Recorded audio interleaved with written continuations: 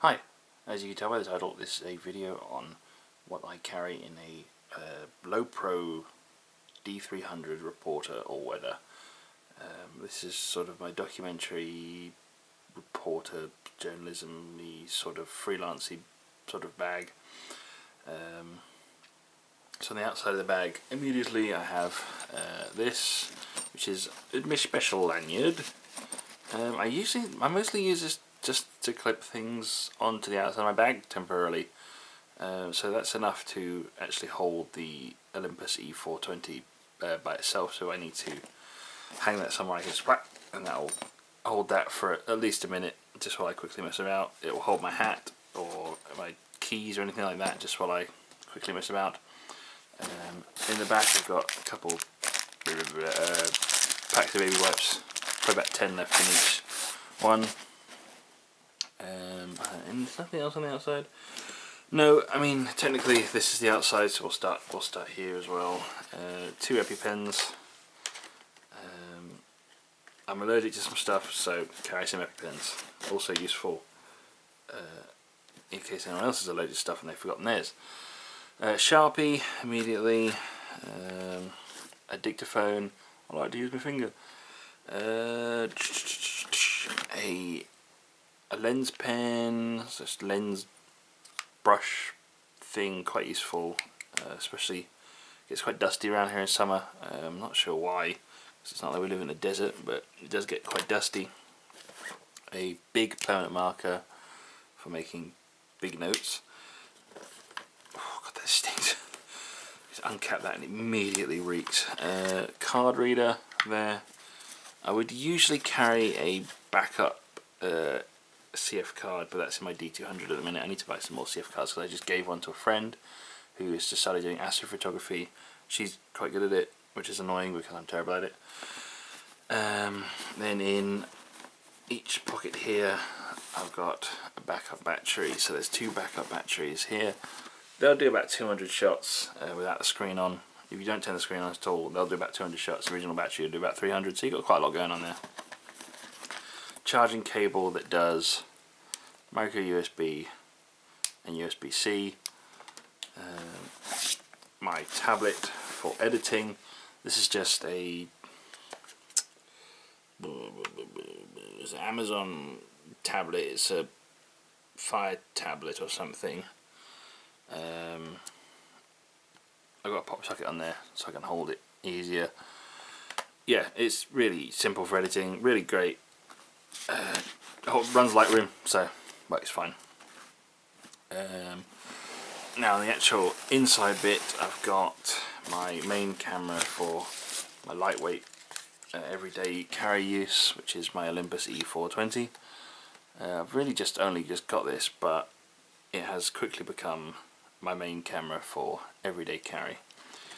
Then you've got a filter kit here, some step-up rings from 52 to 55 to 58, a circular polarizer, and a yellow filter for film cameras. That's interchangeable between my film cameras and my main camera, my digital cameras. A blower, so blow the dust off. This thing, it's God love it. It gets dusty, especially when I'm doing long exposures. A Canon flash, which is completely usable in manual mode. Most of the time stick that on f16, f16, 1/25th of a second, f11. Indoors you'll get most of everything, unless the lighting is really shocking, then you need to open up a bit.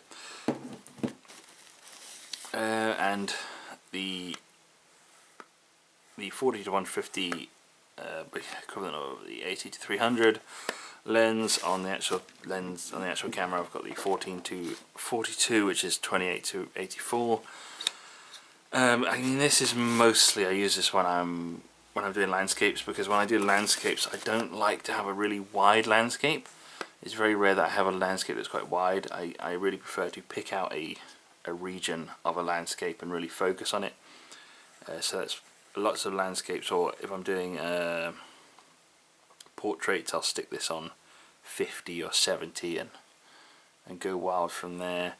other than that, the 14 to 42, the 28 to 84 covers me for 90% of the stuff I want to do, from like street photography at 28, I should say 14, street photography at 14, street photography at 25, and then you got documentary at 18, and occasionally portraits at 35, and quick landscapes at 42. I like my documentary photography to be at 35, but 18. It's so confusing because it's a 4/3 sensor. But my street photography, I like in groups. I like having it 14, or for portraits on the street 25. This is a great little camera for doing all sorts of documentary work, simply because it is so small and it doesn't look. I've got a D300 which I use for professional work when I'm shooting, events and stuff. But for everyday carry, this thing does not. It looks like a bridge camera. Basically, people see this and they're like, "No, a little baby." They don't really think that it's capable of exactly the same as basically every other DSLR ever. Not great at low light without flash, but I mean, you should be using a flash like indoors anyway, because even the best cameras, you don't want to introduce all that noise. Got all the lens caps come off there. I'm trying to learn more flash. I'm not great at it. I basically just point the damn thing up with a diffuser on and hope for the best.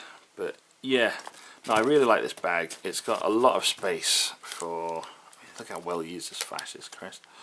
It's falling apart. I love this. I love this bag. It's got enough space for the D200 if I really want to carry the D200 around in it, but comfortably weighs maybe 2 or 3 kilos with everything in. The strap is really comfortable, carries everything I need for. I mean, I could probably do like a week even if I didn't bring my charger, because I don't take that many photos, not anymore anyway. I used to spray and pray like crazy because I had the ability to, but ever since I started using film, I slowed down a lot, and I maybe come back with like 75 pictures from a day, and cull that down to 2 or 3, upload those or whatever. If I'm doing pro work where I'll be shooting hundreds, I'll take the D200, because with pro work I want to get as many pictures as possible, because I want to get as many pictures. I need to get as many pictures as possible to try and get some good work. But if I'm doing just documentary photography for my historical society or my uni work or anything like that, just the Olympus E-420 is fine. It's great. Yeah, I mostly run zooms on the E-420 and primes on the manual focus primes on the D200, because I don't have a flash that's a TTL compatible with this yet, but I have a flash that's TTL compatible with the Nikon, so I can just spray and pray with the Nikon flash, bang bang bang bang bang all day. Whereas this, I need to be more selective with my shots with the flash, hence why this does fine in manual mode. It sets itself to 50. It's now going to make an awful noise. Sets itself to 50, as you can see there. It works TTL on my Canon 100D, but I don't use that much apart from film scanning, because I don't like the look of the images from it. They're too sharp, too clinical, too real, man. Yeah, no, this has got a great shape, great weatherproofing on it. I mean, this is weatherproof anyway, and then it's got a flip over rain cover. I did a review of the D100 a few months ago, maybe even a year ago now, and I found this for sale with, I think, with a Minolta in it, and I just sort of was like, it was like 10 quid, and I was like, hell yeah, even if it's beat to shit, I'll still buy it. And it wasn't beat to shit, it was absolutely perfect. It's served me well. I think that's everything I carry in there. Yeah, that's everything I carry. Yeah, I used to run the D100, and I don't know how. It's so small compared to this one. I think my D100 is upstairs, so I'll have to go and get that for a size comparison. But I would have to go and get that for size comparison, but the insert's like half the size. It's like this size. It's literally almost half the size of the D300. I was looking at the D500. Looks way too big. I'll be tempted to stuff too much stuff in it. It'll come out weighing 5 or 6 kilos and really hurt my back. Because I have back problems. So I like to carry my Lowepro 450 AW with my D200, because my D200 with the battery grip weighs so much. So yeah, no, really great bag, really great bag. That's just what I carry in it. Quick little video. Thanks for watching.